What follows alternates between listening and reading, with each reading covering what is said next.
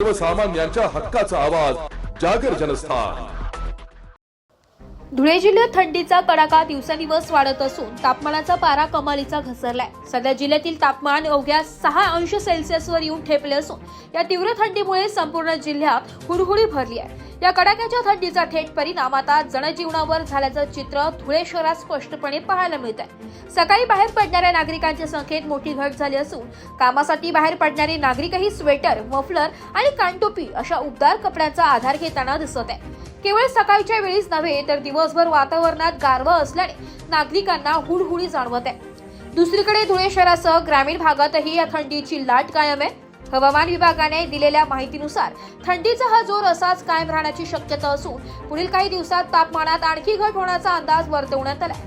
वाढत्या थंडीमुळे सकाळी मॉर्निंग वॉकसाठी येणाऱ्यांची गर्दी ओसरली असून रात्रीच्या वेळीही रस्ते लवकर सामसूम होत आहे। प्रशासनाकडूनही नागरिकांना आणि विशेषतः लहान मुले व वृद्धांना थंडीपासून संरक्षण करण्यासाठी योग्य ती खबरदारी घेण्याचे आवाहन करण्यात आले। जागर जनस्थानसाठी प्रतिनिधी रूपक बिरारी, धुळे। नमस्कार धुळेकर। नुकताच थंडीचा गारठा या धुळे शहरामध्ये चांगल्या प्रमाणात वाढलेला आहे आणि तापमानात खूप घट झालेली आहे। तरी पण या थंडीच्या मोसमात सर्व धुळेकरांनी आपला फिरण्याचा आनंद आणि हा गुलाबी थंडीचा आनंद घेण्यासाठी बाहेर पडावं, कारण ही थंडी आपल्या शरीराला अत्यंत पोषक आणि चांगल्या प्रमाणे आपल्याला शारीरिकदृष्ट्या फळ देवं असं ही थंडी आहे।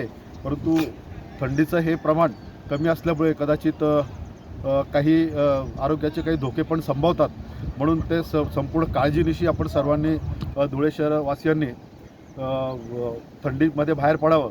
परंतु या थंडीची काळजीसुद्धा घ्यावी आणि थंडीचा मजासुद्धा घ्यावा आणि आपलं शारीरिक बलसुद्धा वाढवण्यासाठी आपण या थंडीचं उपयोग घ्यावं अशी समस्त धुळेकर।